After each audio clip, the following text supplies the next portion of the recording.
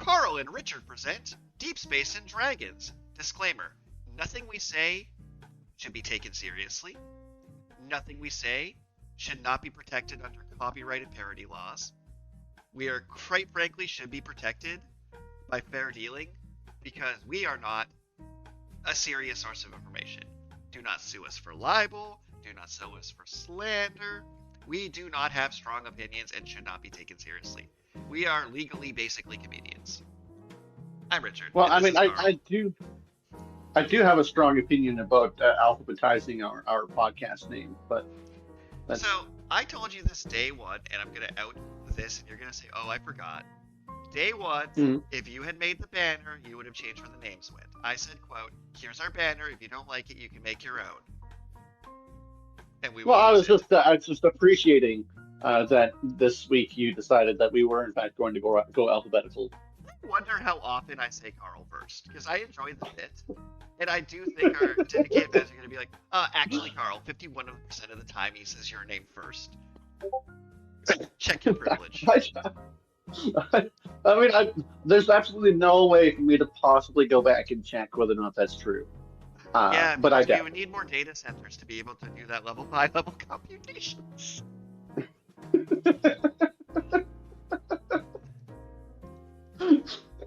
Yeah, I'm not going to sit through the first 5 minutes of 100 episodes of my own podcast. You don't even have to do that. You just have to open the transcripts. We have transcripts. Like, you can literally just open the first transcript and look at the first 10 lines and see. Or the first line, probably. No, absolutely no way for me to possibly know and check this. Listen to the first 2 seconds of each episode. Although, I feel like we have enough content on the internet. Not show, content, slop. That I feel like we could probably train a surprisingly accurate LMM to be a Carl simulator. I mean, probably. I have said a lot of things on this podcast. They later learned that Carl was just the voice Richard was doing.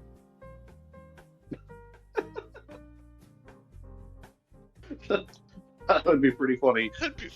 Carl's just a puppet I hold. But we didn't have the video recording, and you've just been a puppet the entire time. Would be pretty great. But before I yap your ear off and complain about necromancy, what's new in the Carlverse? Well, so, a lot of vehicles have built-in navigation into the infotainment system, right? And, like back in the old days, people had to actually get like separate dedicated GPS units like Garmin or whatever. But then they started incorporating into car screens. But like with my dad's car, he has built-in navigation. But to actually update the maps, he has to put the new data onto a DVD and then put the DVD into his infotainment system and update it manually, or spend like $1,500 at a dealership.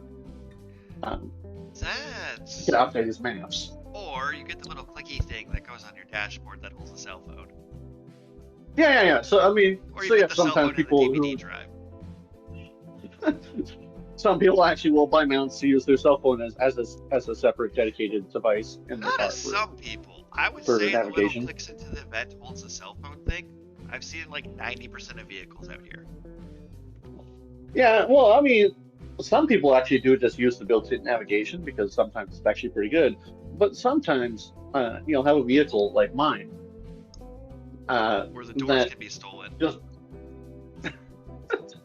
No, tragically, I have sold the Jeep quite a while ago. But I feel like I knew this, but it's less money. I mean, you could steal the doors off my Nissan Rogue. That'd be even funnier. Anyways, my vehicle, they decided that instead of including onboard navigation, I need to pause for a disclaimer. We are not sponsored by Nissan, but that would be really funny. Oh no, this is a complaint. I just think it'd be hilarious if we got like 5 cents each time we said Nissan Rogue in the episode. But see, they figured they could save some money on their infotainment system if they just didn't include navigation. So my infotainment system just does not have navigation. Instead, it has Android Auto. which is akin to buying a mount for your phone and just mounting your phone, except that your phone actually goes through your screen. I don't hate that. The version I have, the version I have, you actually just plug your phone into a USB port, and then that connects to the screen. Newer versions can do it wirelessly, or just over Bluetooth, which I prefer. But again, my vehicle is older and cheaper, so they didn't bother with wireless. To be fair, Android with Auto. your aesthetics as a person, I feel like you'd be completely fine learning a pedal shifter and having windows you have to hand crank up. That feels like you'd be more confident in that car. Well, I mean, as you said, I had a Jeep before my Nissan Rogue, and I didn't realize that power windows aren't standard features on modern vehicles when I bought my Jeep. But it turns out that Jeep brand new off the lot had crank windows. And I don't think But- that bugged you. I feel like you got bullied into a sensible vehicle. Well, I mean, yeah, basically. But that's not really the point. The point of the matter is that if I You want would ride one of navigation those in my bicycles car, with the giant front wheel if given the opportunity. if I want navigation in my car, I have to use Android Auto. Or a map. And so I started. I started actually using Android Auto, and I realized that although I've never trained my Google Assistant on my voice, and I never use it outside of the car, it is in fact far superior to the infotainment system, to any infotainment system that I've seen in use in any other car. The Android Auto is just great. I like it. That makes sense. And so, like I said, I'll use it for voice commands because it can actually like interpret my voice and send text messages or whatever, right? But recently they did an update to Google Gemini, and now Google Gemini doesn't seem to be directly connected to Android Auto. Whereas before it was like, I don't know what sort of processing they're using, but it seemed to be going directly through the app. But now the voice changed one day when I was like, it's like, oh well, this is a different voice. I didn't tell it to change, but whatever. And so I go to message my fiance, and in my phone, she's in my phone as sexy butt. So I stayed in the car. I'm like, okay, Google, text sexy butt. And it says, I do not respond to harmful language. Please try again. Oh, you got What? censored. Take that. What? Oh. Why? So then I say again, I'm like, hey, Google, like, text sexy butt from my contacts. And then it thinks for a minute, it's like, oh, yeah, I can do that. Okay. Stupid censorship. What a dystopia. But so then, How are we in then a world I, where you can't use the same language as the President of the United States on your phone? but so then, I say, okay, Google, text Mrs. Butt. And it thinks for a minute, it's like, oh yeah, you want to text sexy butt? I'll send a message. It's like, wait a second. Calling someone Mrs. Butt is not offensive or harmful language. But Correct. sexy butt is. Yeah, as Jesus intended in the Bible. And I was like, okay, well, whatever. I mean, maybe I should just change her contact in my phone. Mean. Uh, I don't think you should. I think you should be allowed this level of whimsy in your personal contacts on your personal phone. I disagree with changing it. That is censorship, and that is bad. Like, but- I'm not saying I agree so or that- disagree with the nickname. It's your right to have a nickname for your fiance. Should not be questioned by the phone telling you can't call them that in your phone. That is bad. No, but I mean, for some reason, the AI thinks I'm referring to the AI as a sexy butt, and I'm sure some people are. that's offensive. I'm sure a lot of people are hitting on their AIs. I am certain of it, because we live in the blandest timeline. You're right in that Uncle Ben's context. 2-minute rice of timelines. In that context, sexy butt probably is actually harmful language.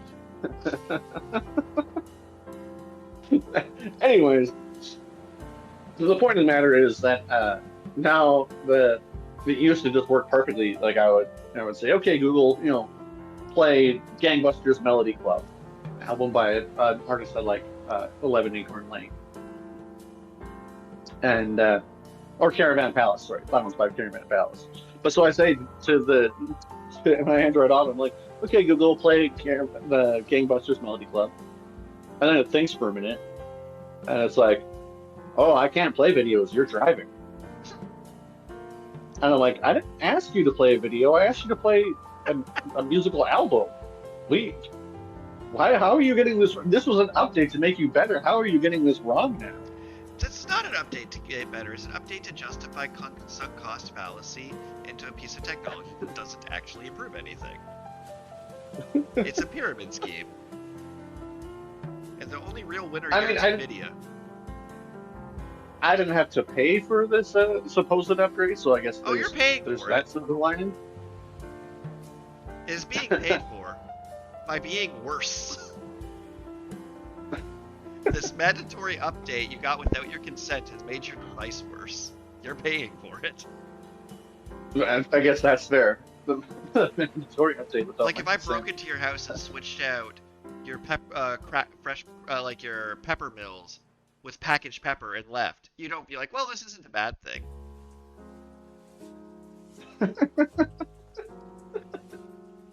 Break into your car, switch out the air freshener, paint the interior orange, leave, and be like, yeah, you're welcome. Because it was free.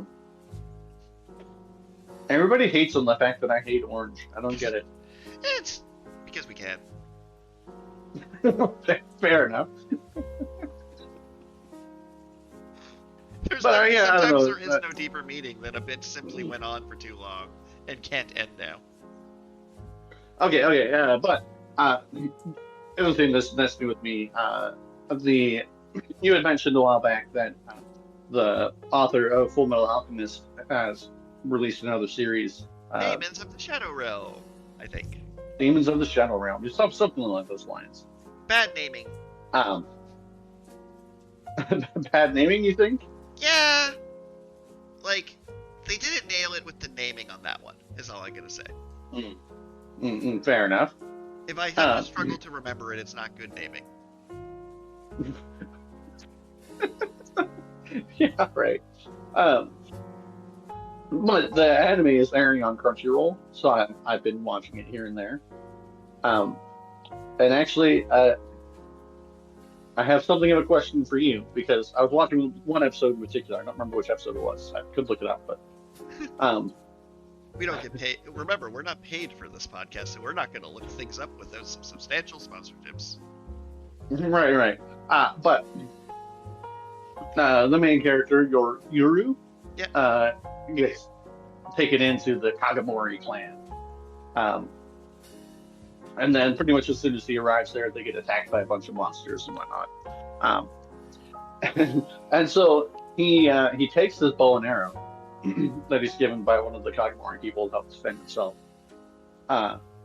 And for some reason, this is the end of the episode. And I swear, maybe it just seemed longer to me, but at the time. But I swear, it's like a 3 or 4 minute segment where he takes his bow and arrow, he notches his bow, notches his arrow, and then he's like, I guess I'll give this a try.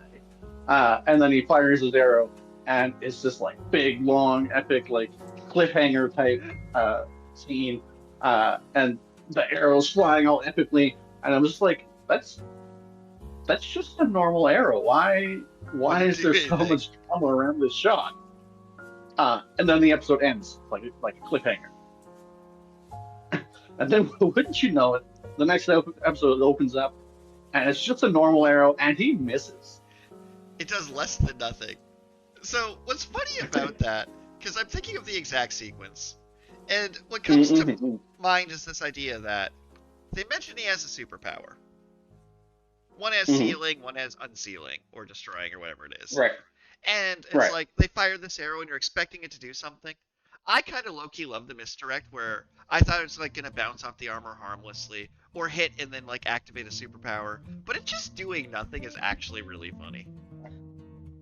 Okay, so I mean, it is really funny, but my comment is more along the lines of like um, the ridiculous, over the top, dramatic cliffhanger um, episode ending with what's obviously just a normal arrow.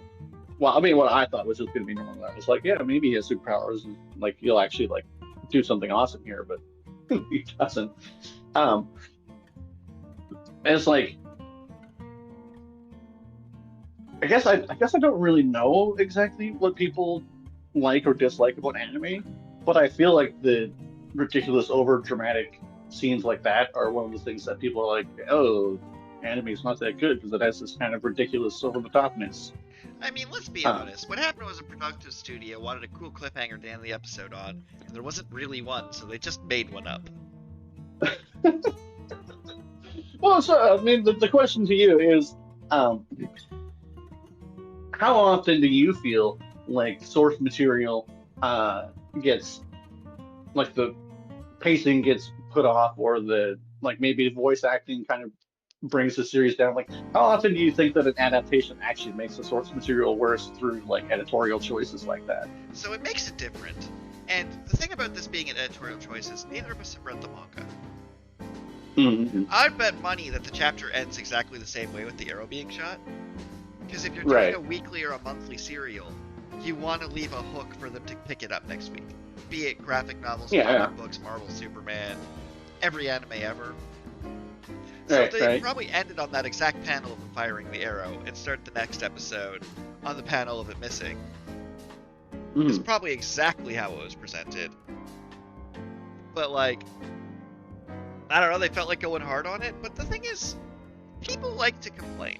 I know it, I do it all the time. I never am not complaining. And like, Mm.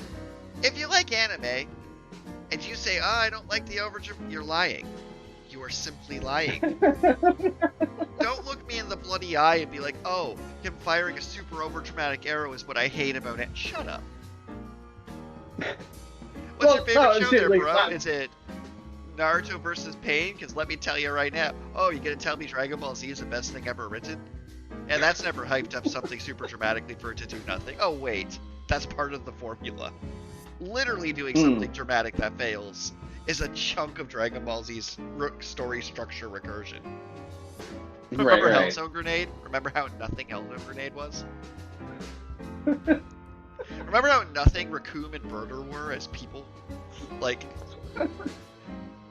remember that time that, like, the Spirit Bomb was a thing and did nothing 3 times in a row? Like, let's not pretend the overdramatic setup for no payoff is, like, not just part of the genre and the form.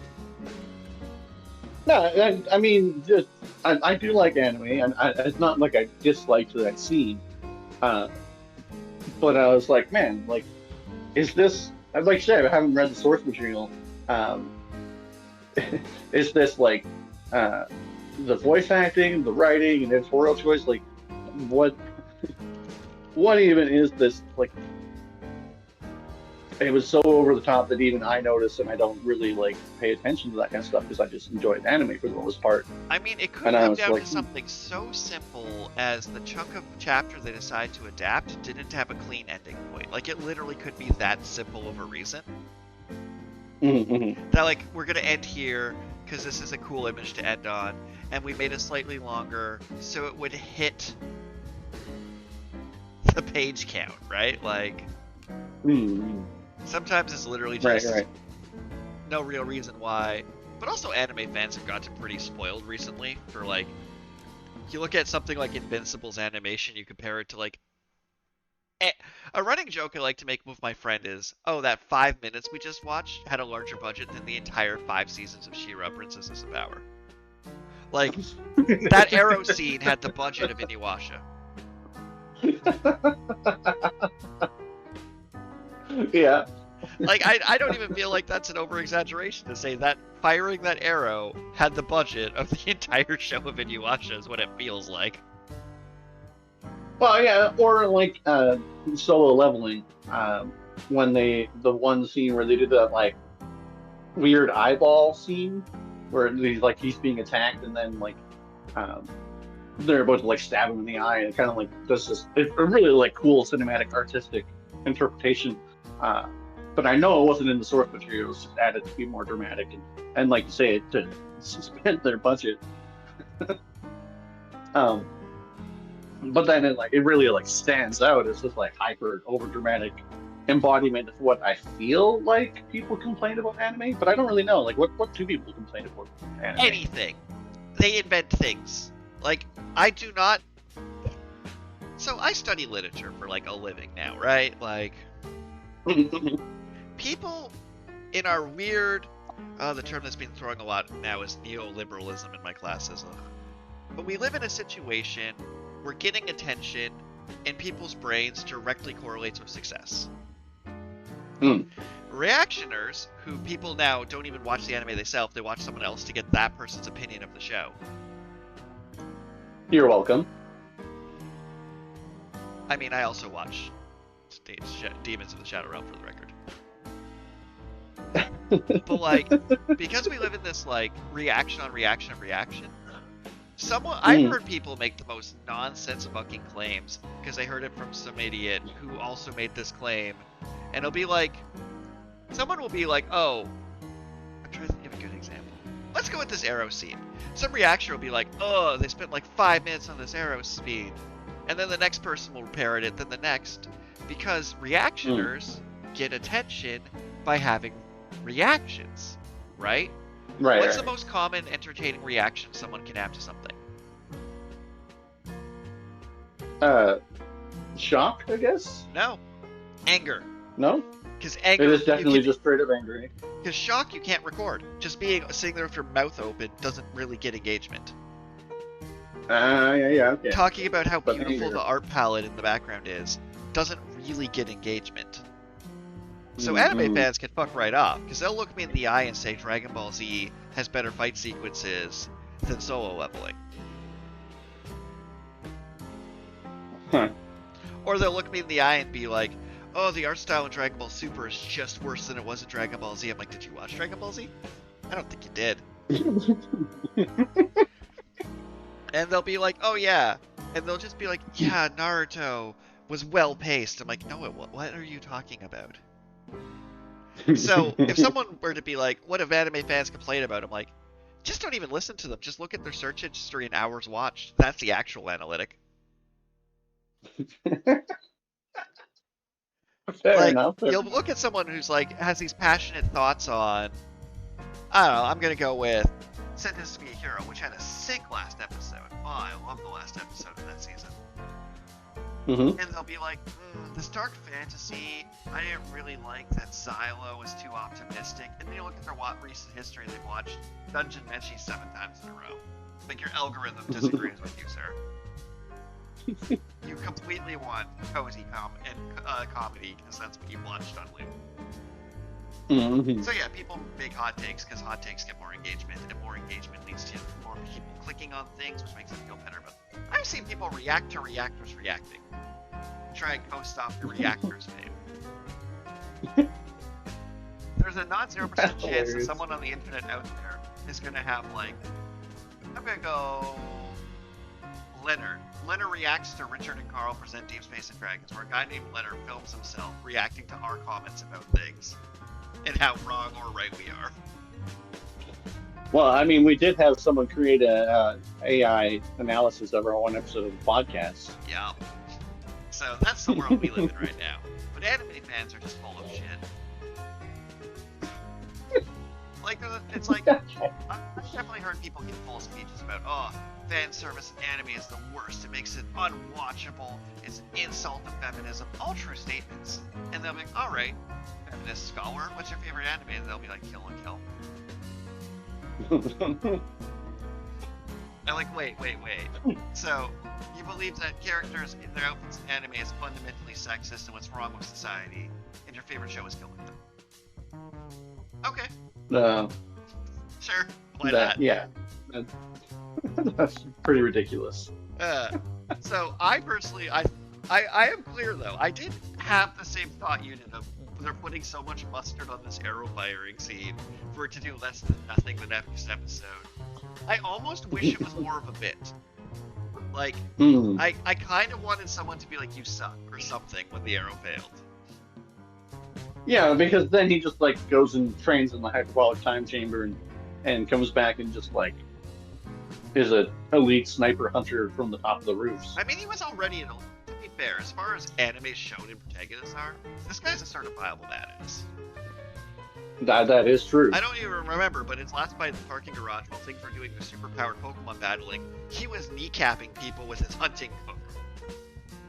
Yeah. So I'm not going to be like, oh, he just is a... No, I think he's earned this. Like, this is the least Mary Sue protagonist. Why is he a good shot? Oh, he spent his nights shooting things. That'd do it. That seems fair and reasonable. Yeah.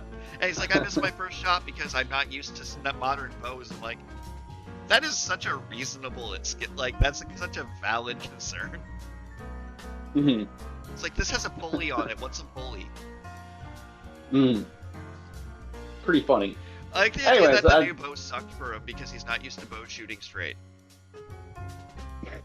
I have been enjoying the show. I just, that one scene in particular, I was like, wow. They really went, like, all in on this arrow. Well, the show's been great for me because I don't know where it's going, and it's doing a good job of circumventing tropes. But I have just been calling it, like, edgy Pokemon, because I kind of love the idea. It's like, yeah, we all get our two Pokemons. This is my tortoise and my hare, and I'm like, tortoise and hare guy has the best one. No notes. They come in pairs because I said so, because that's the gimmick of the show, and I'm like, I'm weirdly completely on board. Yeah? With this weird duo Pokemon mechanic. I also enjoyed that the guy vomited after fast traveling for the first time.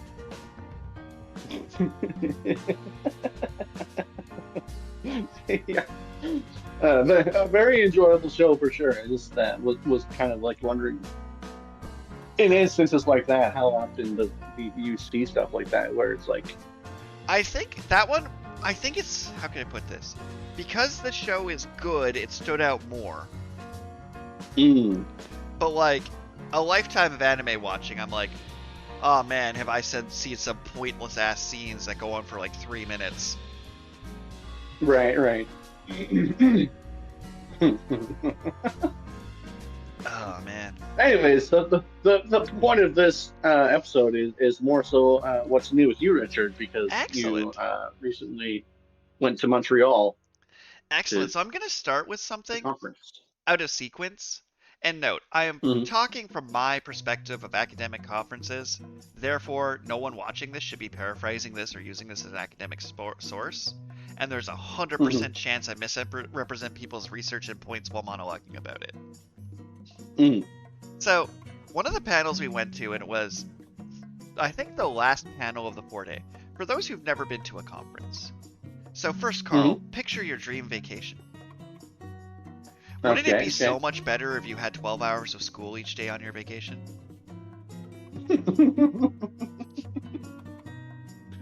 Okay. So, the conference, basically, to make a very lengthy explanation short, is if you're a complete and utter uncool loser, it is your dream vacation. Yeah, it makes sense. Because, like, each day, and I'm just kind of, like, pulling up the outline to, like, not misspeak too much,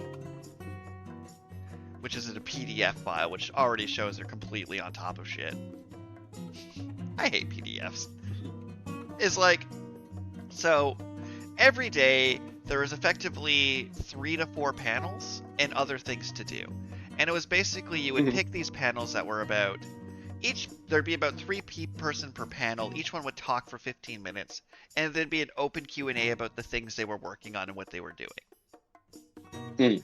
Like, to give a more specific example is, so you're talking about how your phone is surprisingly good at policing you despite being shady. This last panel, So apparently in the States, and the names and locations will be changed for the duration of the story because I'm publishing it. There is an AI company that makes accessibility tools for things like, okay, this piece of software will record the lecture notes for you because you have some sort of disability associated with it, right? Right. Reasonable. Nothing shady here. This uses AI technology as an AI transcription tool. Still not that shady. Says on the tin, good for education because we don't steal your data. Okay. You look in the fine print. The processes involved in this tool steal your data.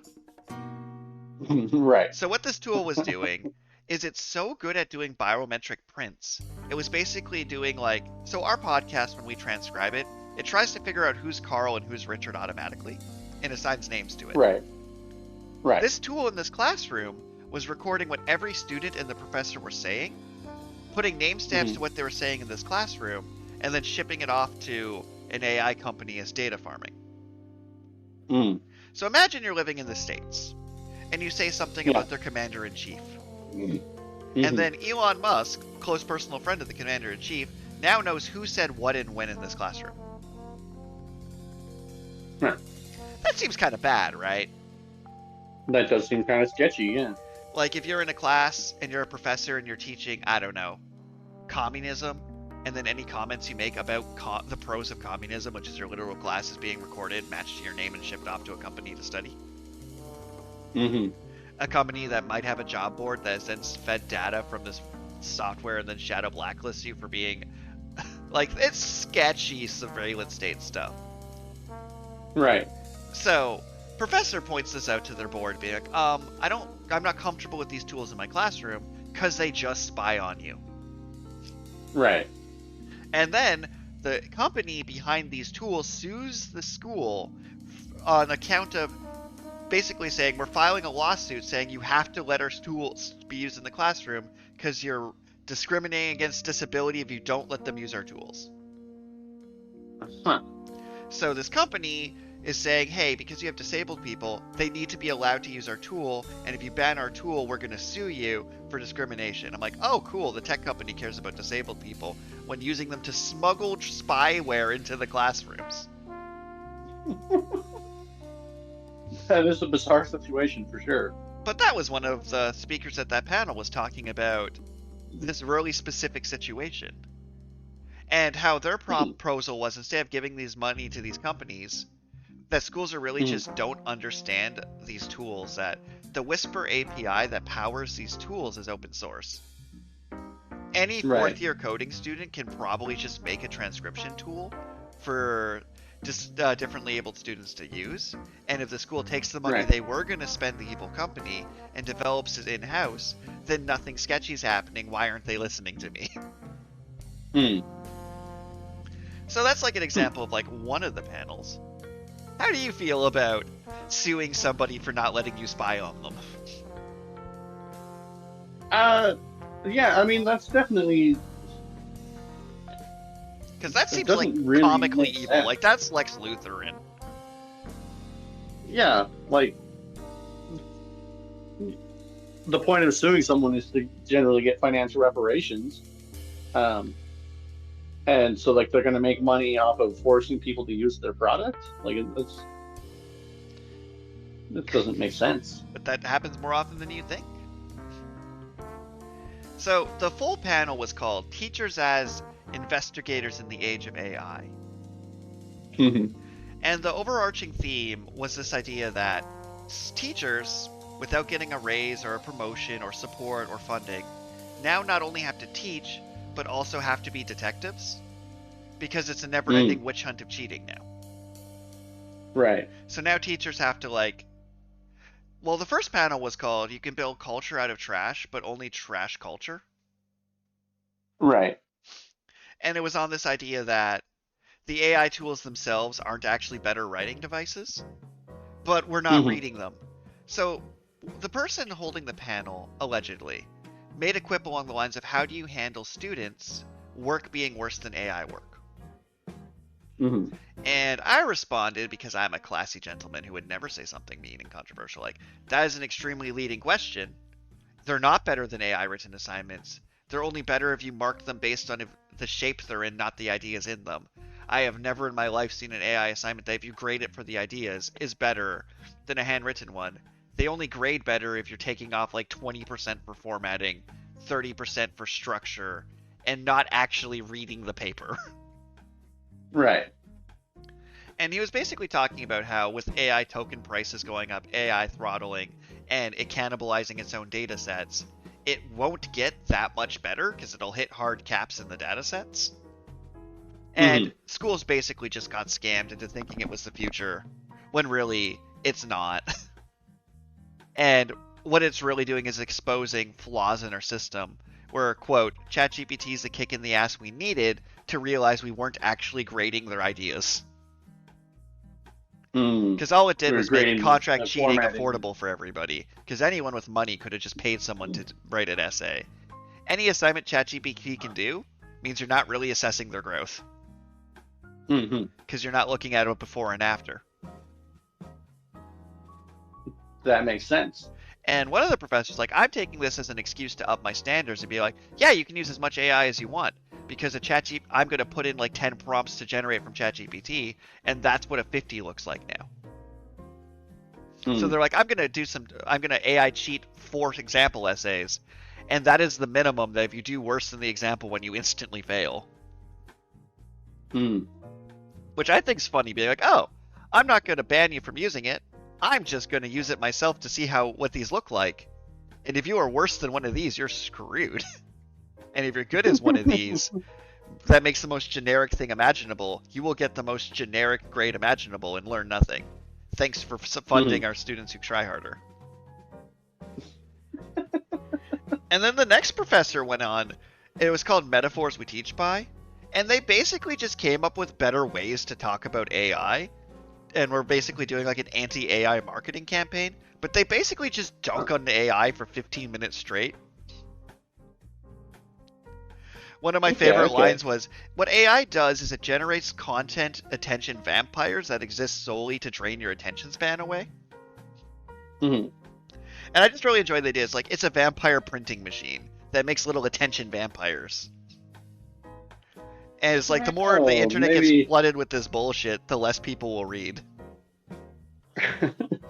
Maybe that's where the vampires that curse my spleen came from. They're actually AIs. No, these AI vampires are terrible. And it's like, yeah, these aren't machines to make words. They're machines to make word placeholders. Right. So that panel was really fun. I really liked... They're like proposing alternate assignments, different strategies. But it was basically along the lines that trying to investigate people if they cheated for AI is a waste of everyone's time. But that seems to be the strategy that campuses are using. When really it's about redesigning things and reading things better. And adjusting the model to be less cheatable. But the reason I kind of deep dived into this one specific panel is, so this acute conference, which is an acronym for something. I'm Googling the acronym. Oh, okay, I thought you were waiting for me to Google the acronym. I am sitting at a computer, so I could do that. But whatever ACUTA stands for is, Association of Canadian College and University Teachers of English. Is the biggest humanities conference in Canada. And ignoring the acronym game, a lot of these is basically, in each of these time slots over the 4 days, you could pick panels you think you would enjoy. Right. I presented in one. Between them, there's free coffee and breakfast. And then it just kind of rolled up into random lunches. Okay. And then several of the nights, much like you'd expect from an English conference convention, most people ended up at pubs, where there was free food at pubs. Nice. So my structure of my vacation was, go see a 15-minute talk, have a coffee break. And so I hate small talk. Maybe it's because I'm neurodivergent, maybe because I'm yappy. I don't know, I hate small talk.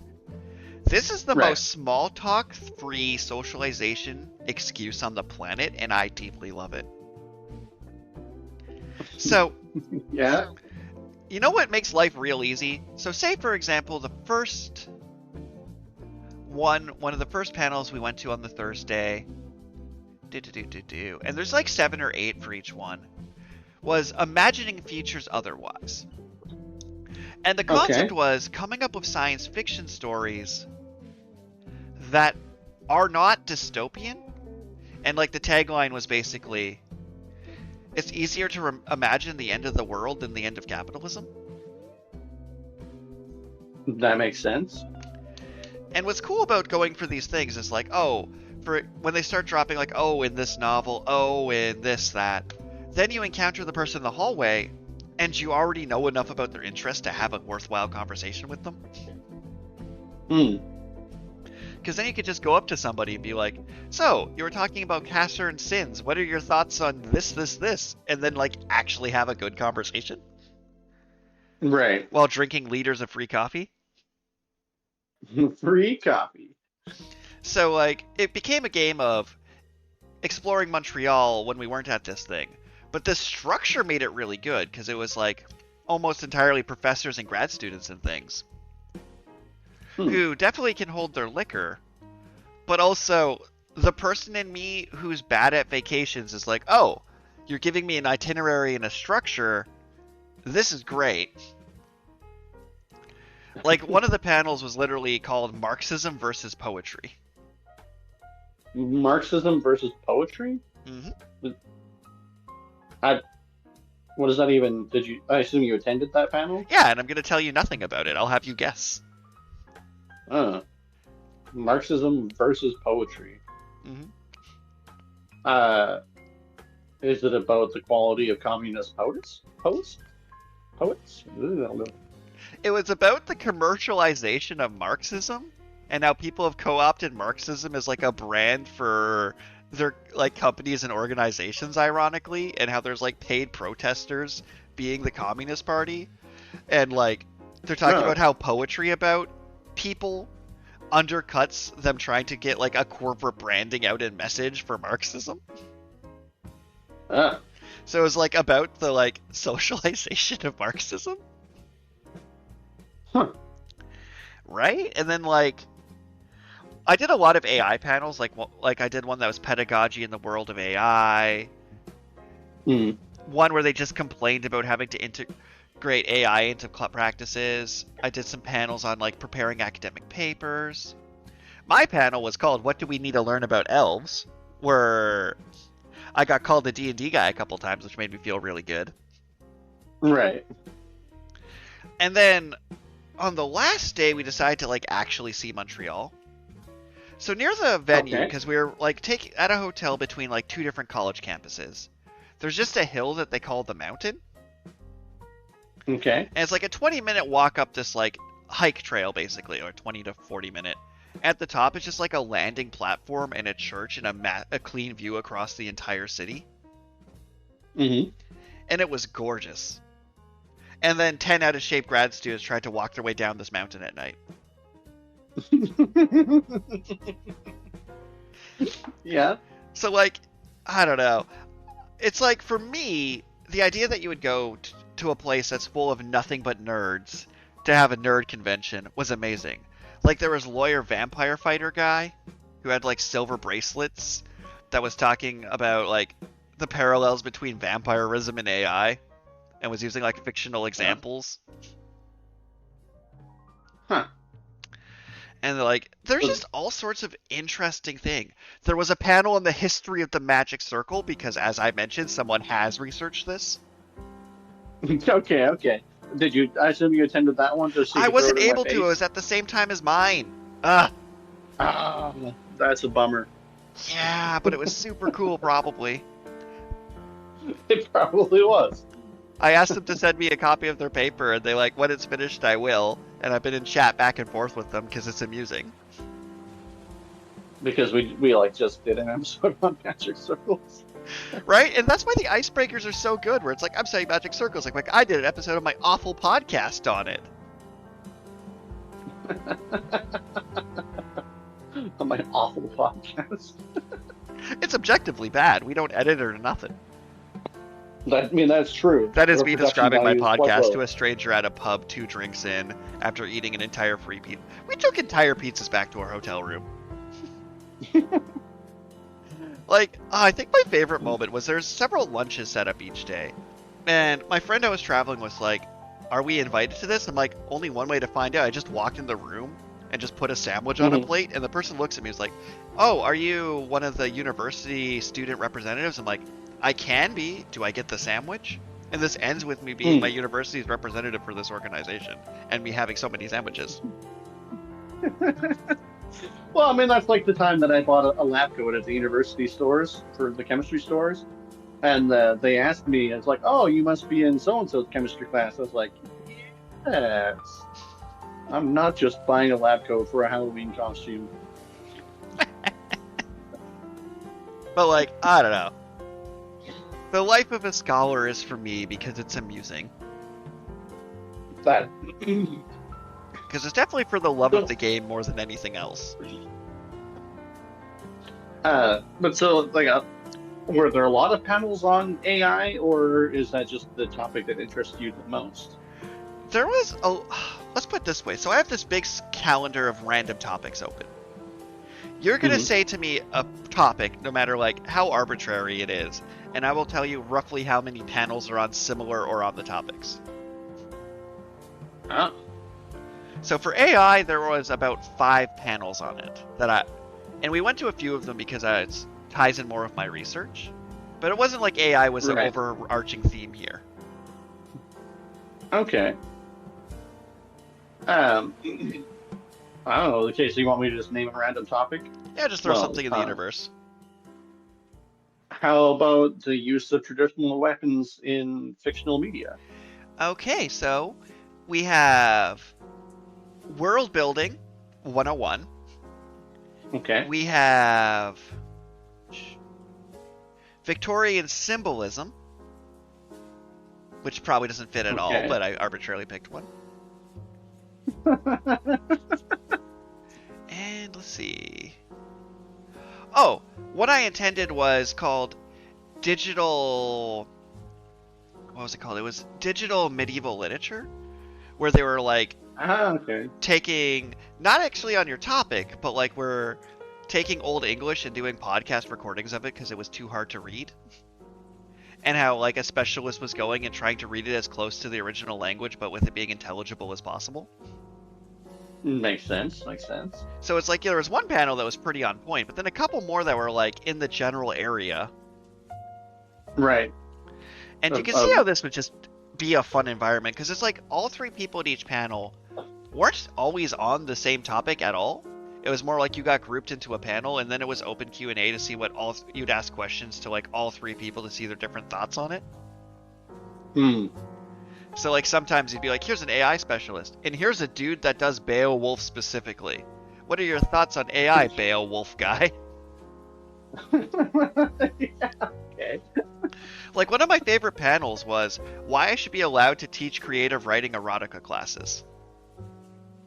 And their opening statement was, why should we teach erotica? And then the line right below it, why not?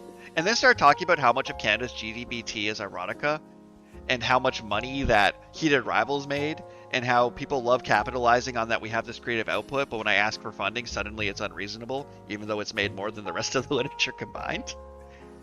And like, talking about the logistics and efforts of how you run a teaching erotica class with students in a classroom that's safe and protected and harassment free.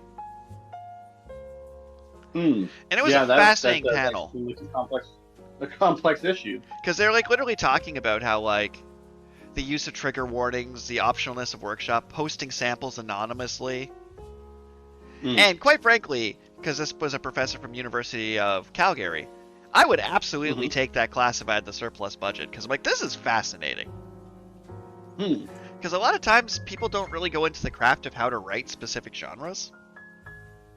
That makes sense. And I can safely say I've never sat down and someone teach me how one writes erotica. But their main argument is, this is the thing people want to do. We need to come up with a sensible, respectful way to do it, because we like money as a school, but also we like the arts. So if people are like, hey, If I put out a poster in the hallway that says "Sign up for my erotica writing class" with just a cover of Heated Rivals on it, I feel like we'll probably get full enrollment.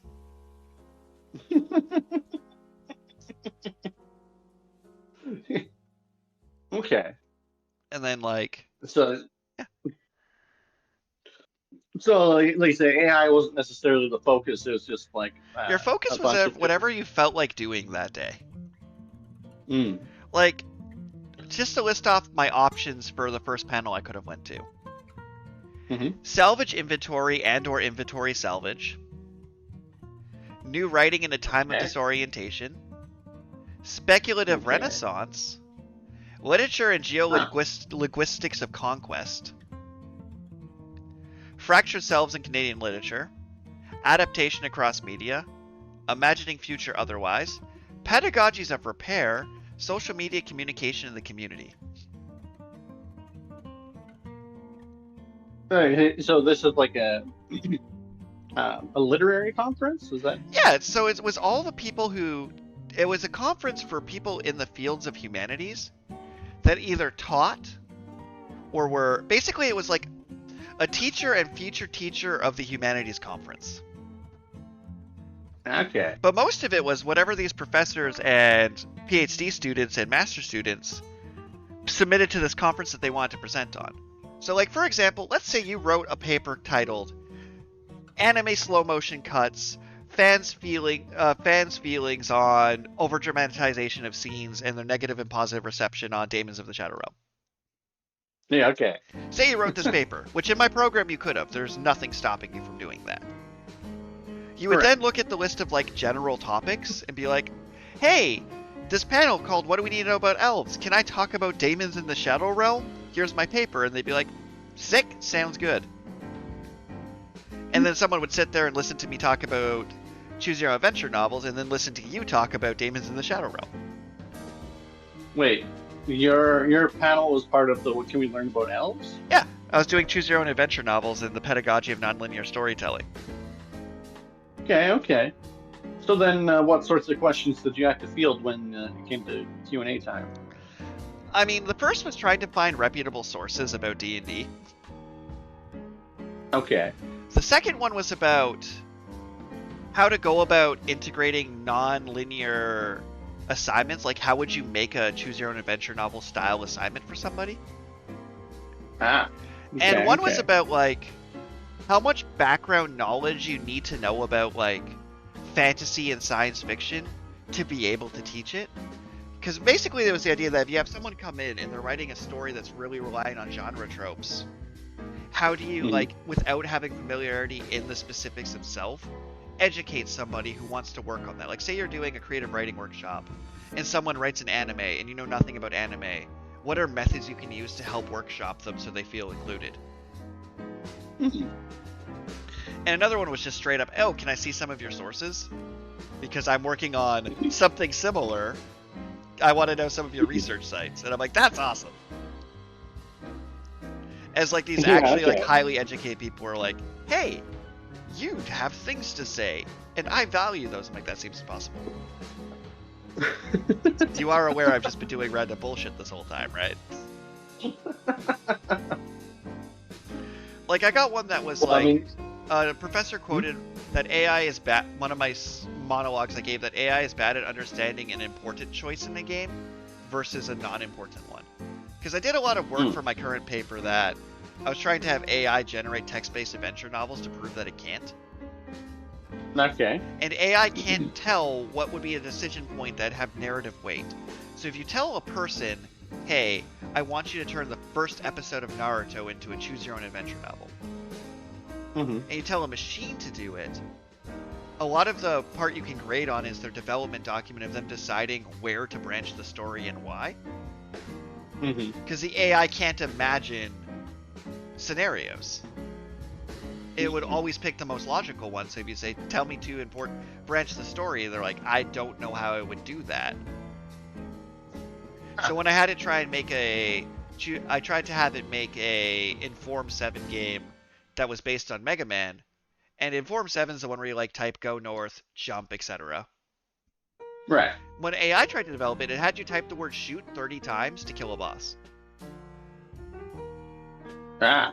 Because in its brain, that's how Mega Man works. You have to type jump and you have to type shoot a bunch. Mm-hmm. That would be the worst game you've ever played in your life. Yeah, probably.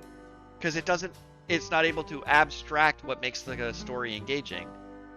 All it can do is like attempt to replicate in code what it thinks the thing is about. And Mega Man is definitely about shooting.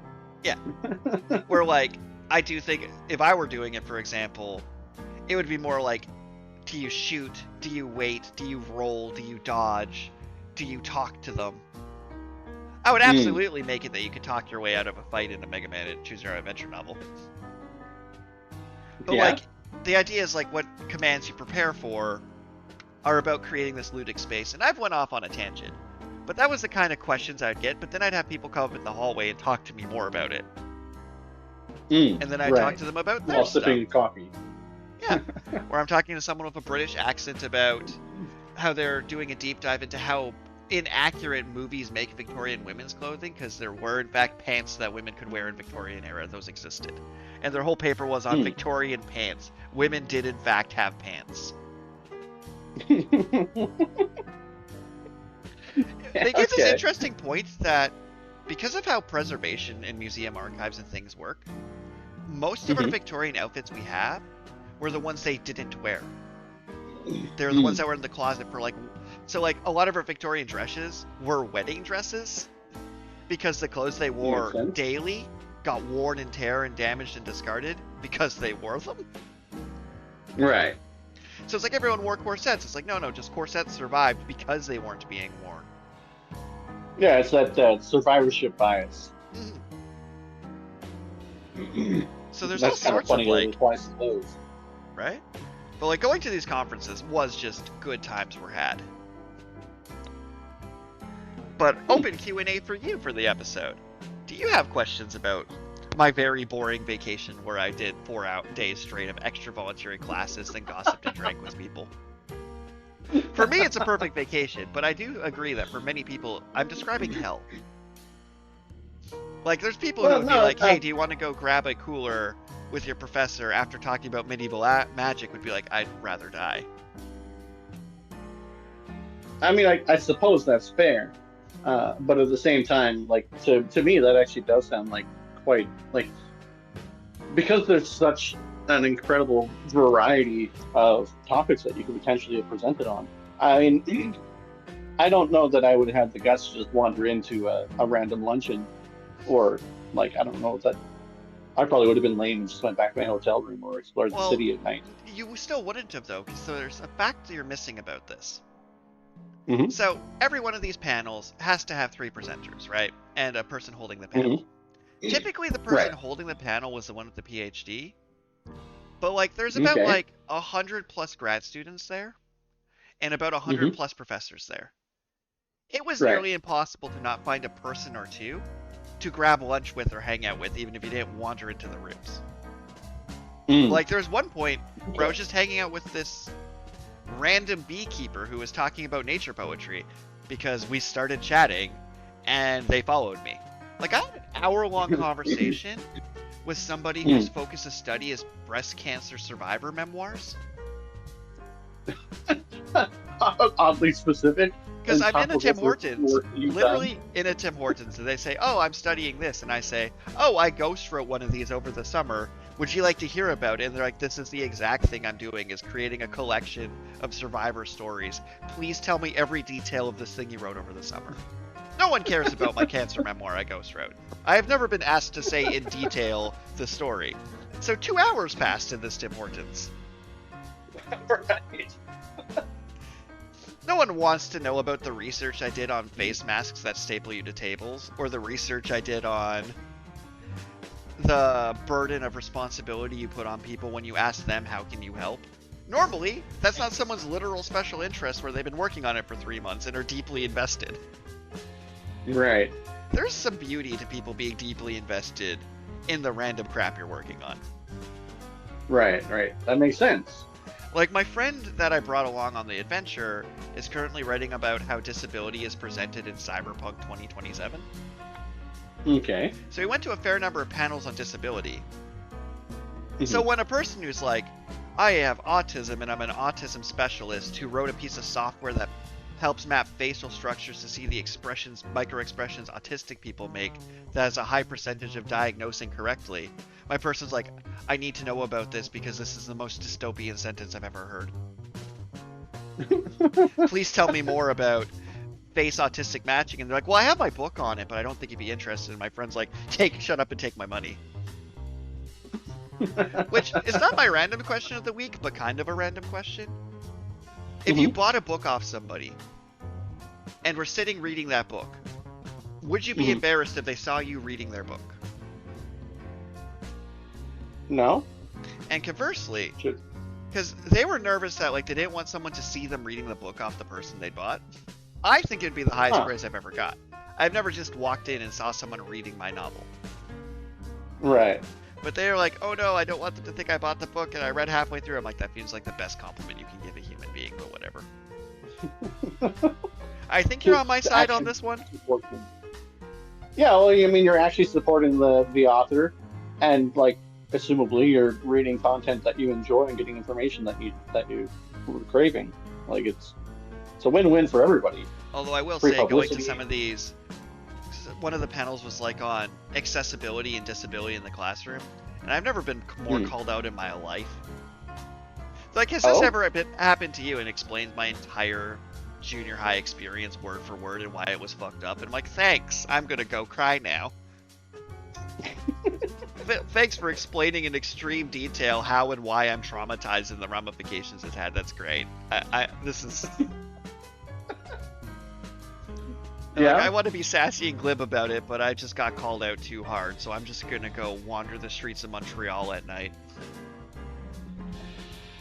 Although, a funny bit that came up was like, the main difference between Montreal and Toronto is the air just smells less of urine. In Montreal? Oh yeah. And there's cafes every 2 feet, but that just makes sense.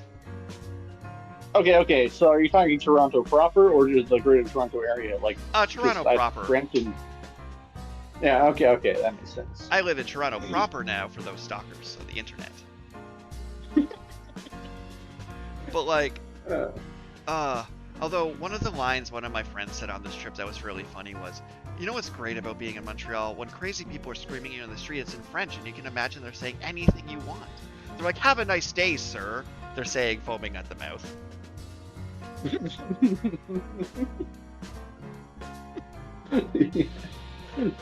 Yeah, that's fair. I've definitely had to deal with some unsavory people, and it would be much more amusing if they weren't speaking English. Although, I was trying to see if there was a conference when I was coming out to Saskatchewan to visit you, because that'd give me something to do between writing stuff. And the university is the nicest part of Saskatoon by a pretty wide margin.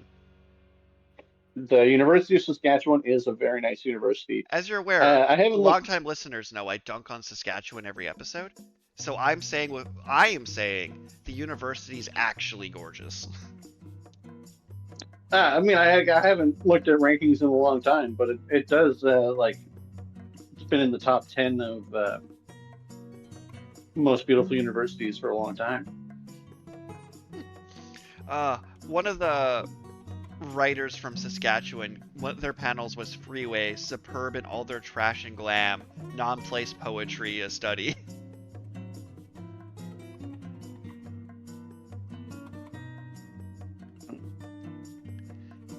Very interesting. Right. But I'm just like, amused at like just the sheer variety of things people are interested in. It's just fascinating. That does definitely seem like something I would really enjoy. As I've said before, I like to try and know just enough about everything so I can start a conversation with someone who's smarter than me. Yeah, definitely. And that sounds like exactly what that would be about. Never the smartest person in the room, and it was very refreshing. It's nice to be told I'm wrong and here's why once in a while, because it means people are listening.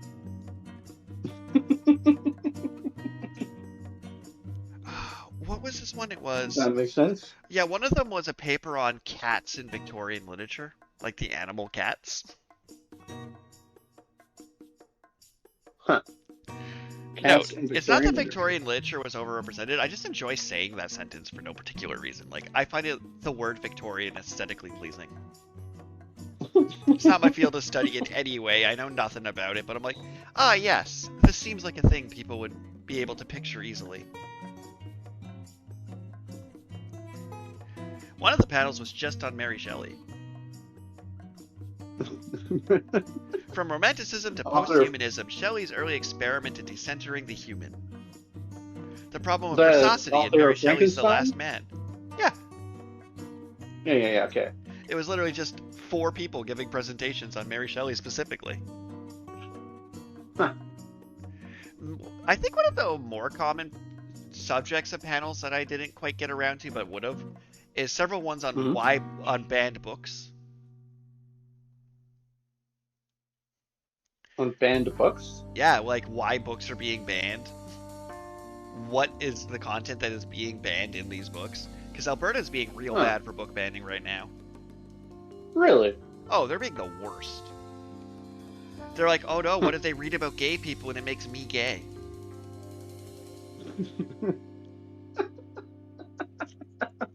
Oh, and here I was worried about me being a redneck conservative Saskatchewan resident. Saskatchewan's more woke than Alberta right now. Ugh. That wasn't fun to say. And Nova Scotia's going through it right now. Like, they defunded their arts association completely. Oh, really? I think it was Nova Scotia. It was either Nova Scotia or somewhere. Somewhere on that side of Canada. I haven't really dabbled in much. Right. And then also there's like a little book fair going on where like university and college publishers are just kind of selling books in the hallways. If I really wanted to, I could have went to a book launch thing, but they're mostly academics books being launched. I'd be like, I'm good.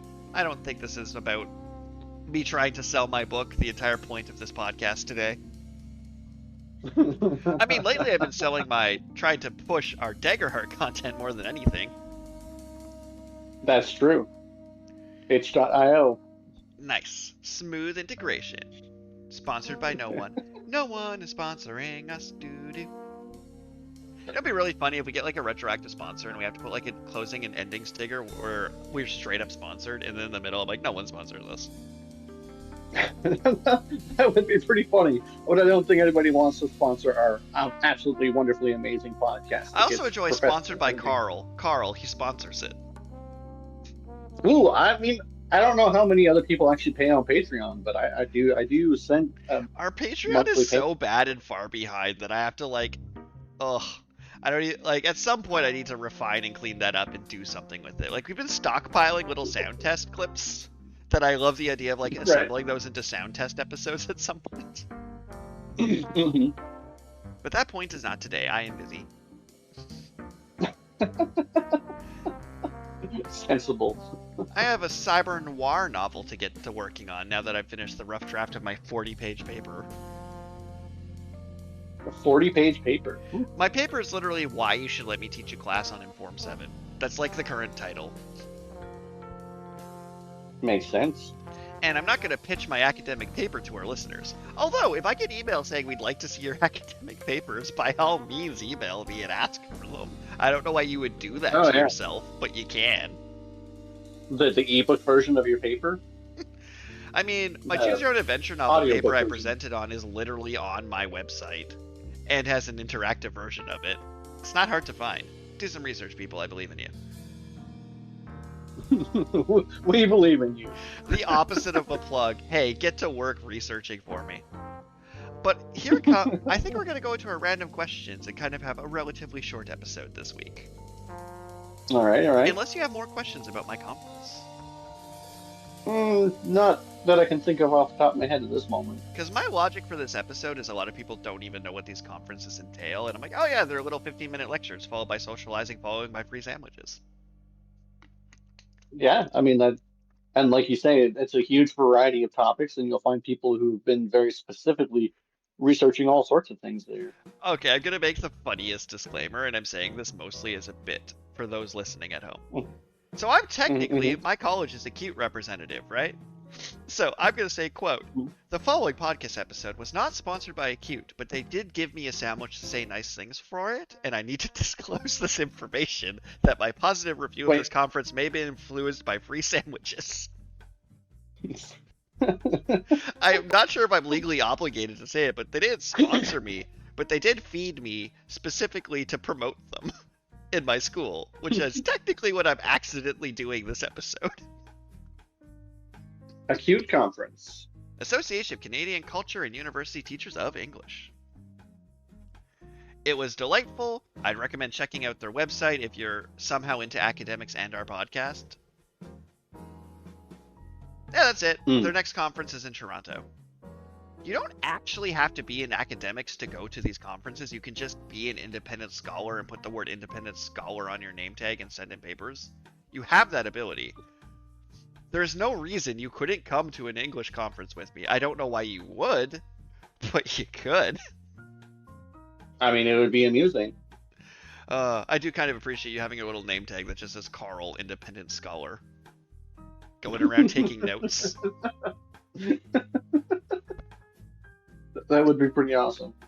They put out like a journal of studies and things too. Like I said, I personally found this to be a delightful use. Was my favorite vacation I've ever taken, but I just might be boring.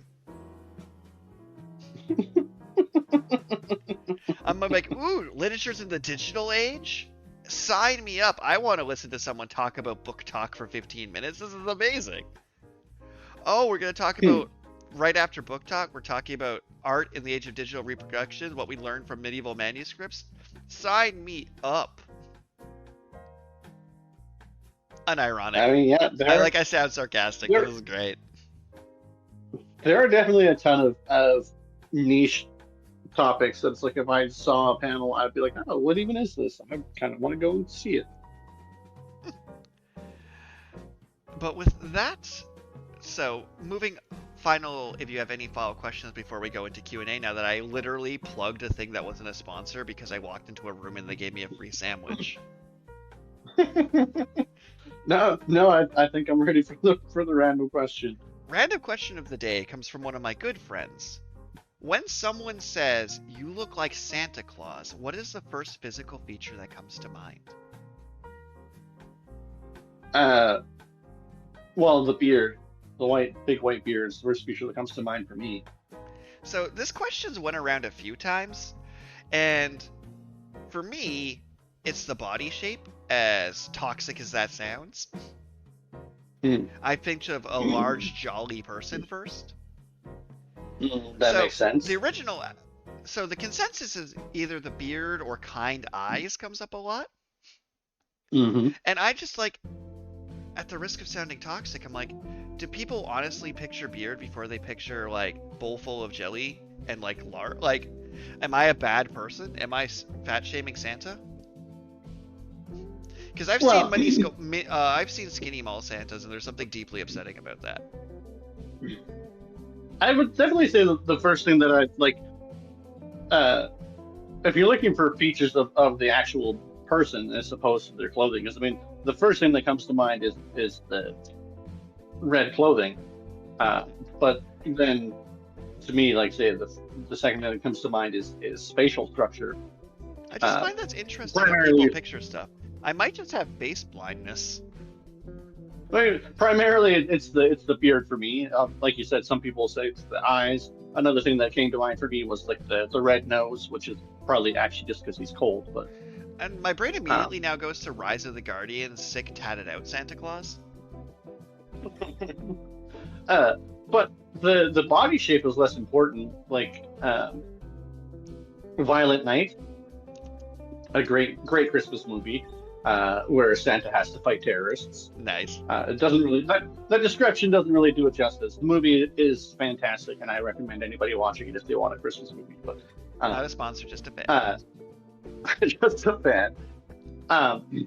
He's not necessarily like bowl full of jelly, overweight. I mean, he's not exactly skinny, but like the characteristics that actually make him look like Santa Claus are, like I said, the outfit, the beard. Just the general face structure, you know. So to end it, to me, anyway. The question ends up with someone declaring that I kind of look like Santa Claus's head on Will Ferrell from Elf's Body, and I thought you'd really appreciate that burn. They're like, I mean this in the nicest way. Santa has such kind eyes. I'm like, did you just say I look like Ozempic Santa? But like, I became genuinely curious. I like just asking people, what is the Santa features? Like the round glasses, I get a lot too. Even though I don't know if they're a consistent feature, they're like a common one. Yeah, beard, I mean, I wouldn't say glasses are a consistent feature, I but really thought beard coming up the most makes sense to me. I really thought red outfit would have came up more though. Well, so, just with the way the question was phrased, I assumed it was like Santa could be wearing any outfit, like Santa in a business suit. If he has the beard, you can somehow that's even more say, upsetting than the underweight Santa. Is Santa just in like an Armani suit? It's just not okay. But if he has the beard and facial structure, you might still think he looks like Santa. Alright, so this next question's pretty good. If every time you went to bed or took a nap, the person playing your life Truman style had a loading screen, what would the loading screen tip be for playing the Carl adventure? For playing the Carl adventure? And I'm thinking like loading screens like Breath of the Wild's, like, there are shrines nearby, or you can pick up hearts, like those kind of like little tip screens that came up when games used to load. Oh wait, they still do? Yeah. What is the point of all this technology if games are still loading? I don't. So what's your personality's loading screen tip? What would it say? My personality's loading screen tip.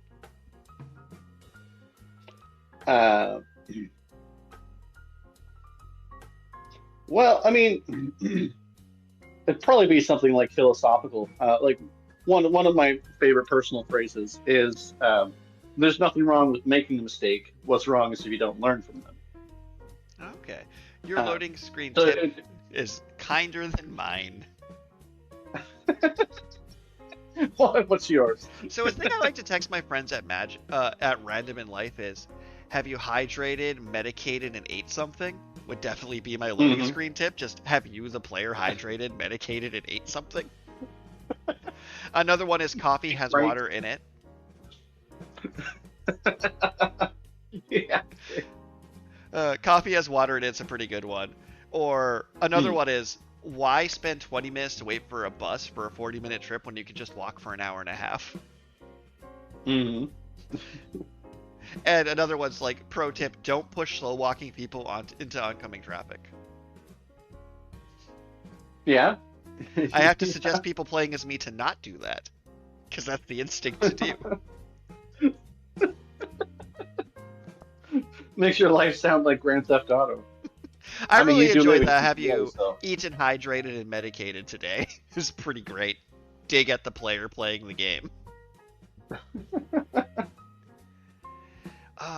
Ooh, this one's another good one. We got some good questions in. Partly because I asked people for random podcast questions at the convention. Ah, yeah, okay. What conspiracy theory about yourself would be the funniest if people believed it? Like a conspiracy theory. If they made a conspiracy theory about you they believed, what would you want it to be for maximum entertainment value?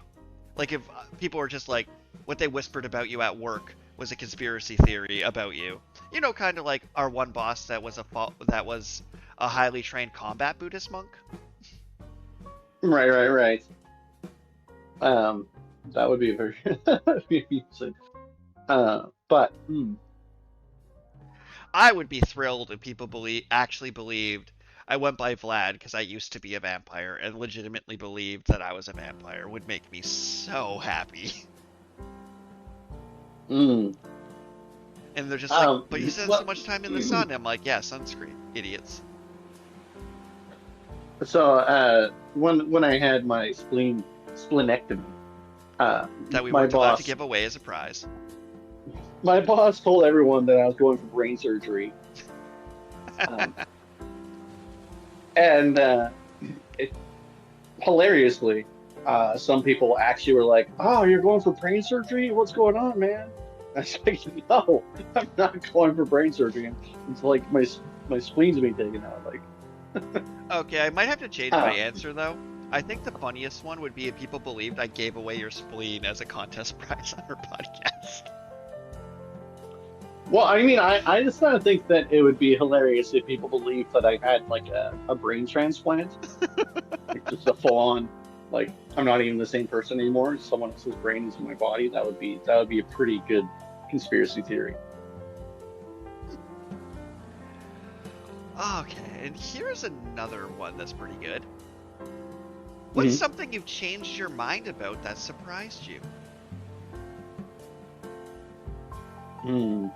I've been drinking light beer recently when I've been at pubs between seminars. I see. And I was very anti-beer because beer is just bread water. But I've been sipping a beer. Surprise, that's kind of a plot twist. Although my argument is I don't think beer's good, but because I don't like it as much, I drink it slower, so that way I buy one drink and it lasts the entire duration of the hangout. Right, that makes sense. But I have somewhat softened my stance on it. Which I guess just means I've had more taste buds die.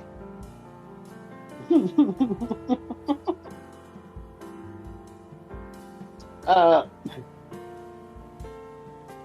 mean, mine, I was also going to try and be food related, but I can't think of any foods that I've really changed my stance on.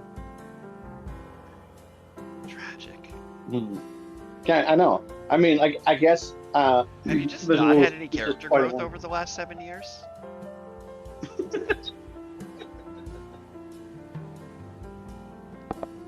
No,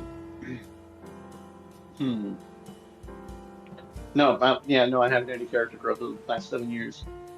Noted. It hasn't happened. Haven't changed your mind on a single thing.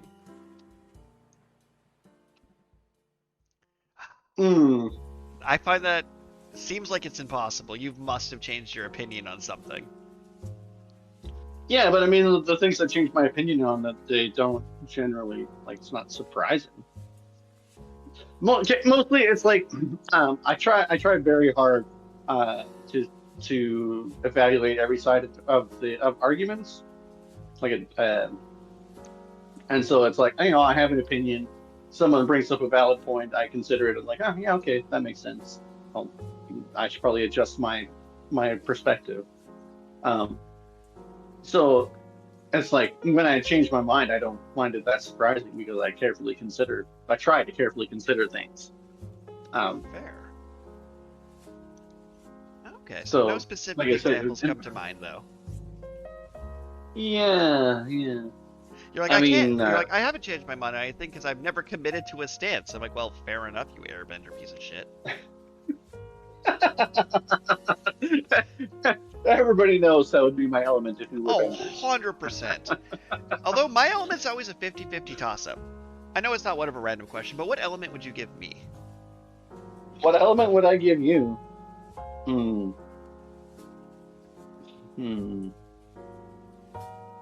I always get one or two. No one will ever give me earth, and no one will ever give me air. Because I'm not chill, and I'm not consistently grounded.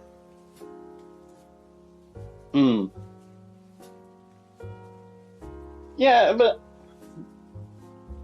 I mean, I guess you do sometimes have blazing passion. That's true. Yeah, that's. I do think like firebinding would probably be. You probably would be a firebender. I either get fire or water from people, depending how angsty I've been that week. I mean, the swimming pool in my apartment has opened up, and I've started going swimming daily. But I do think that's still a firebender thing, not a waterbender thing. Because I'm like, I throw off too much heat. Alright, we got a fine list of questions today. This one's going to do some damage. This one's going to hurt you more than me. What is the strangest thing you've done because you're too polite to say no? The strangest thing I've done because I'm too polite to say no. And try not to actively incriminate yourself. So I wouldn't recommend license plates or McDonald's tables. Oh, those weren't things that. Well, actually, you're right. The picnic table was something I was too polite to say no. Was it actually? I was just like shooting random shots. This was my arrow actually hit after the to be continued. Well, see, there was a plan to acquire a picnic table. Um, and then the buddy showed up drunk and said, "Let's go acquire this picnic table right now." And then I was just like, I guess you're already here. I mean, I would have preferred better planning, but sure. Uh, I told that Anyway, story how's literally last night at a nice dinner with one of my friends and their dad. yeah. It's an example of what life's like in Saskatchewan, where your picnic tables just go missing.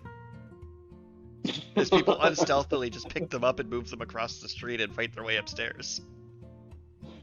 And then when you need to get rid of it, you just dump it on someone else's property. No. But To be fair, I don't want to answer your question for you, girlfriend, so the prompt is still in the air. my girlfriend at the time wanted to get back one of her exes, so when we needed to get rid of the picnic table, we just dumped it on their property. Classy folks. Sometimes I'm Life concerned in Saskatoon's Saskatchewan. just a trailer park, like the entire province. I lived in a trailer park, so I'm not being judgmental, I'm just being factual. Hmm. The strangest thing I've done because I was too polite to say no. Well, I mean, maybe too polite isn't exactly the right description, but I worked at KFC, and the grease trap overflowed at the end of a shift one night, Oh, no. and my boss said, "Okay, well, you need to like scoop it out," and they like gave me some gloves and a bucket, to like literally just scoop out this grease trap by hand. Um, that was pretty gross. I mean, I guess this is my boss telling me to do something, but also it's like I don't really think that was in the purview of my duties as a cook. Reasonable. Like, if we're doing work things, then there's that time I climbed up on the roof at Redacted and pulled leaves out of the gutter systems to the roof when it gets so much water it caved in. Because that's absolutely not a thing I was definitely should not have been doing. But also, I might have done that anyway because, like, I enjoy being helpful. Well, I mean, similarly, actually, we own my workplace owns the building that we're in, which means that we have to do some minor maintenance type stuff. There's like filters on the roof you have to like take down every now and then and rinse off, and that's kind of freaky. Like you climb up the ladder, and then you're trying to like climb back down with this bag full of big like they're like 2x2 foot filters. Oh yeah, at I've least. also switched And to you have, that like, at a 3 of place them. I've worked. I fully relate to And then you this. have to. And then you're trying to like climb down with this bag full of filters so you can rinse them out. It's like oof.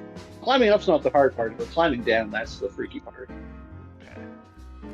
Because it's like literally a ladder on the side of the building, and you have like a lock on so people can't just climb into the building.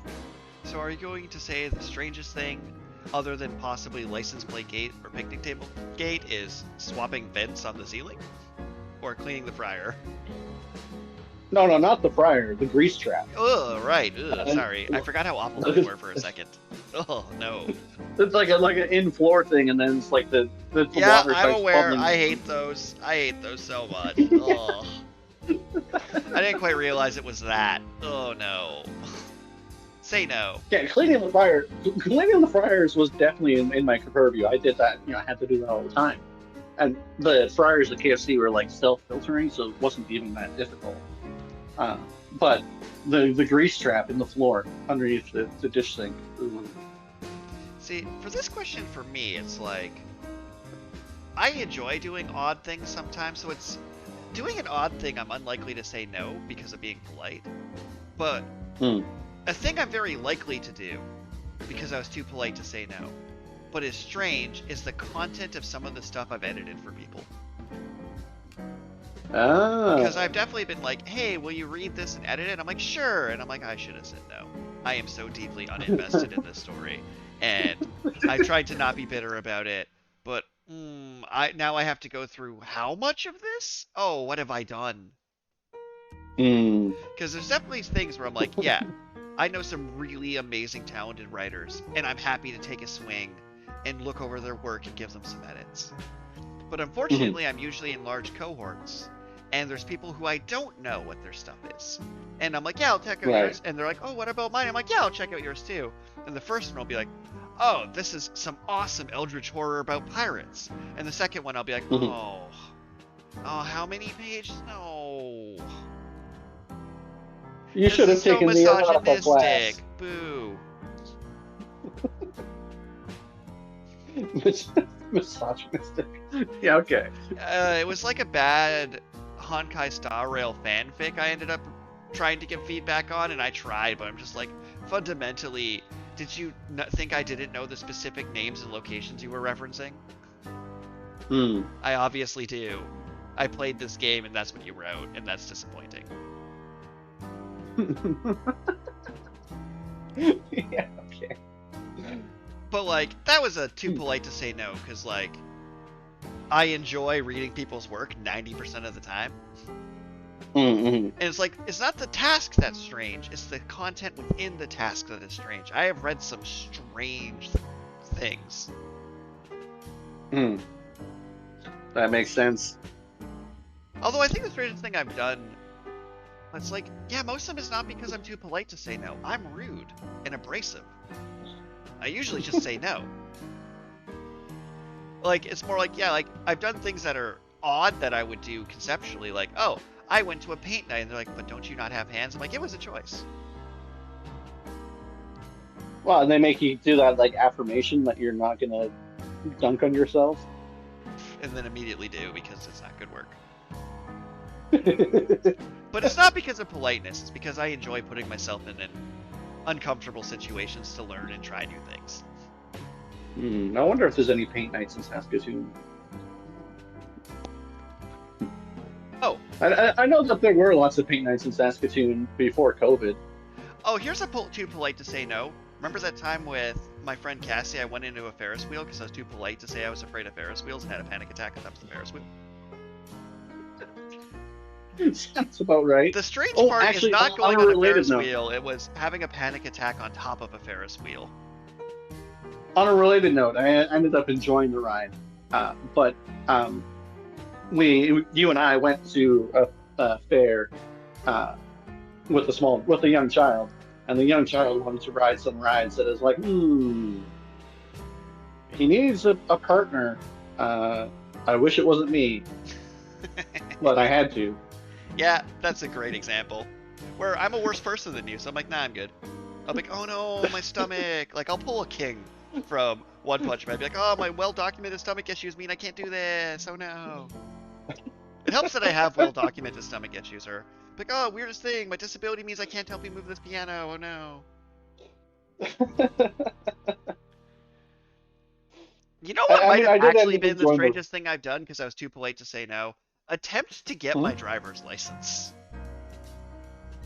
You get that because you're too polite to say no? I didn't want it. Not really. But every person in my life's like, you need a driver's license. And I'm like, okay, I guess I'm doing this. And then it's like, did you practice enough? I'm like, no, because I don't want to do this. I've never wanted to do this. But like, oh man, in Saskatchewan, if you're like, I don't want to drive, they're like, well, you'll die. And like, I could just not be in Saskatchewan. For the record, they're not wrong, by the way. Saskatchewan transit is not useful. If you're in Saskatchewan, you don't have a license, you probably will die. Yeah, the entire province is not accessibility friendly. I think that's the funniest part, where it's like, you don't want to drive, what you do? Why can't you ride a bike? And I'm just like, I am in fact actually disabled though, guys. Does that, okay, sucks to suck, I guess. Sucks to suck. And I have two more questions, because I came with a pretty big list. Okay. Alright, this one's a pretty good one. What smell deserves more respect? One of my classmates did an expedition. Basically, they are researching scent expeditions in children's museums. So, like, the idea of having, like, scratch and sniff exhibits or, like, scent boxes for exhibits. So, like, for example, there's a Three Little Pigs exhibit where each pig had a different scent. Like, like the smarter pig had like a mint scent kind of thing. It was like pairing scents to try and like give like a fourth dimension experience. Okay. So like we did this workshop about like making these little seasonal boxes and trying to figure out which scents match each season. Like for example, in our scent box it was summer, so I tried to make something that smelled like hay, which ended up being like tea tree oil and oregano. Okay. But the more compressed version of the question is just simply, what smell do you think deserves more respect? Whether good or bad respect doesn't matter. I see. What smell do I think deserves more respect?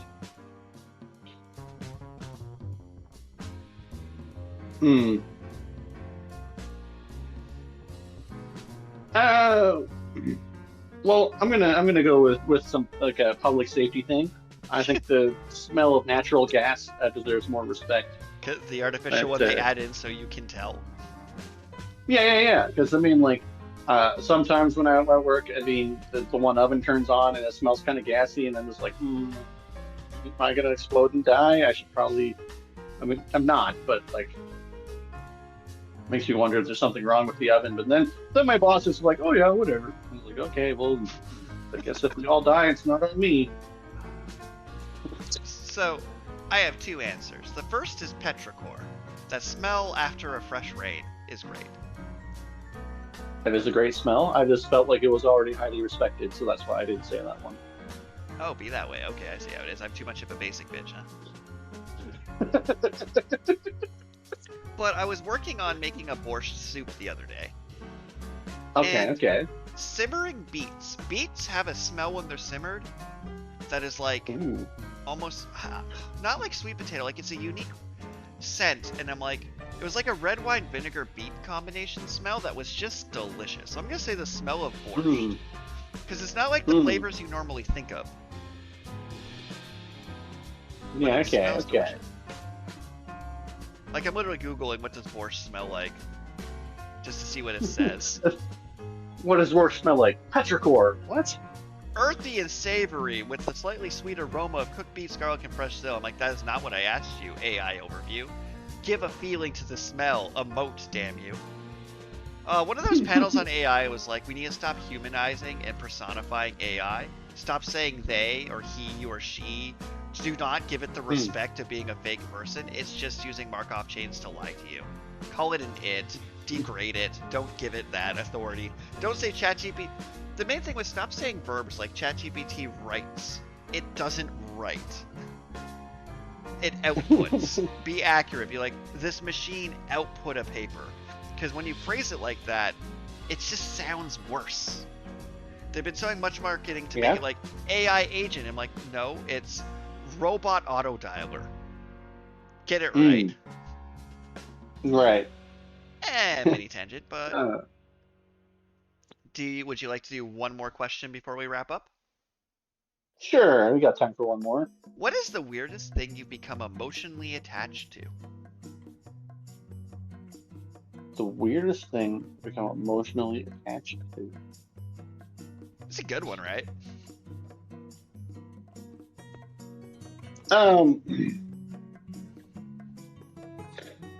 Well, so I actually have quite a few things that it's like I've lugged them around far longer than they should have between moves and stuff. It's like one of my favorite projects that I've done is my computer desk stand. Well, more so monitor stand. I put a lot of effort into this shoddy looking piece of furniture, but it's my furniture. I made it, and it does exactly what I wanted to do and what I designed it to do. And there probably is a superior option, but no, this is mine. I'm attached to it. I'll keep it forever. Fair. I have so much emotional investment in my gray sweater I've had since I was 12. Mostly because of like the sheer novelty that I still have it. Like it's had a couple very mild mendings along the way, but I'm like, surely now, as a rotund, fully grown, 36-year-old man, the sweater I wore when I was 16 shouldn't still. Ooh, it still fits and it's still comfy. This is amazing.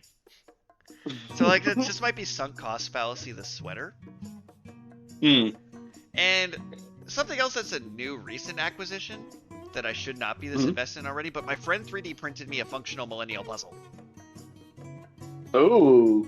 Yes, I have a functional Millennium Puzzle I have to assemble. So it's like the Millennium Puzzle box with like a little magnet snap lid and all the pieces of it. I'm like, this is just the coolest thing. That is pretty sick. Like this is gonna get like grandchildren inheritance. Is this 3D printed Millennium Puzzle? Because like, so I get typically like angsty around my birthday, and most gifts I receive are like an e-transfer of cash because I specifically asked for that.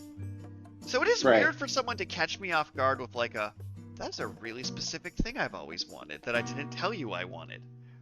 Like, I got so many kinds of caught off guard by that. I'm like, huh, I don't know how thoughtful you were being, but that is insanely thoughtful. I love that. Huh. Like, I always make the quip that the default gift people buy me is a notebook and pen. Right. I've received so many notebooks and so many pens that when I run D&D games, I could just give people free nice notebooks. And I'm like, yeah, cool. It would be the equivalency of being blind to someone having a fine collection of books. It's like, yes. Yeah, it's like, well, they like to read, so I got them a book. It's like, but they read audiobooks. Oh.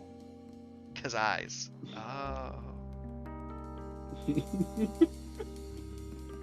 But with that, thank you for indulging me as I yapped about my Montreal trip.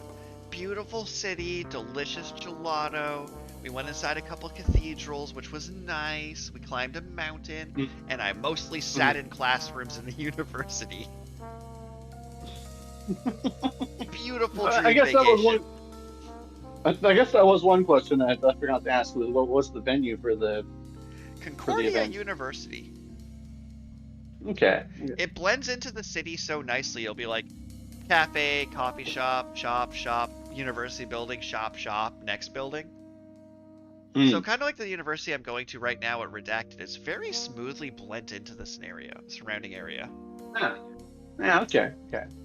Very nice campus from the few rooms I went in. Most things took place in the same general area, and my sense of navigation is terrible, that I literally asked the guys running the event, be like, can you walk me to this location, because I will never find it. Right.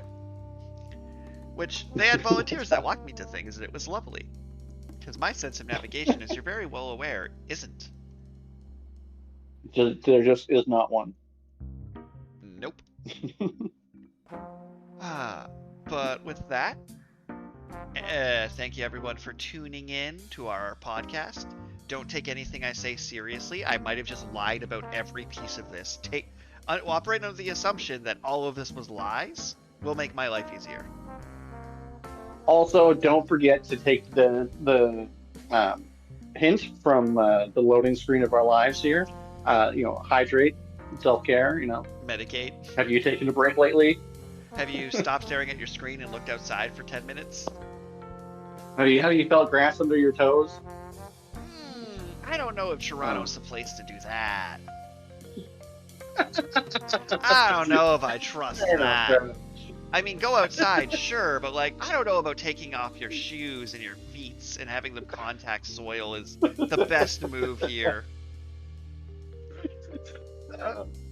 Also not a sponsor, but just a fan. Everyone listening should just go to the Manitou Hot Springs for a weekend. That was my second best vacation. Hot springs are delightful. Right? The hot spring package I got for $200. They're here, have a nice dinner at a nice place that's only surrounded by old people and no one. It was delightful. But yes. Thank you all for tuning in, etc., etc. Carl's alive. That's a fun plot twist. We did not give out his spleen. Nope. Sorry. And he is deeply envious that I'm going to conventions and he is not. Yeah, loser. I am a little bit envious. That's true. Yeah, the only difference though is you also have something called spending money, and I do not. You're not collecting invoices after your vacations and sending them to people hoping to be reimbursed. That's true. Ah, bye. Bye. I didn't even talk about the business class train and how excellent that was. Hmm. The The business. business class train. It's great. Like, we got a lasagna and free drink Huh. refills, and it was only like $20 more than the regular seat. And it's like, wait, so if I have two Yeah. drinks, I make profit? Their wine was just wine flavored, had no other specifications on it. Huh. Just wine. And we're like, surely there's a kind. Like, is this like a Chardonnay, a dry wine? My like associate was asking. I'm like, just says wine, red. I assume it's grape flavored. Tastes like red. Sure did taste Well, like anyway, complimentary alcohol.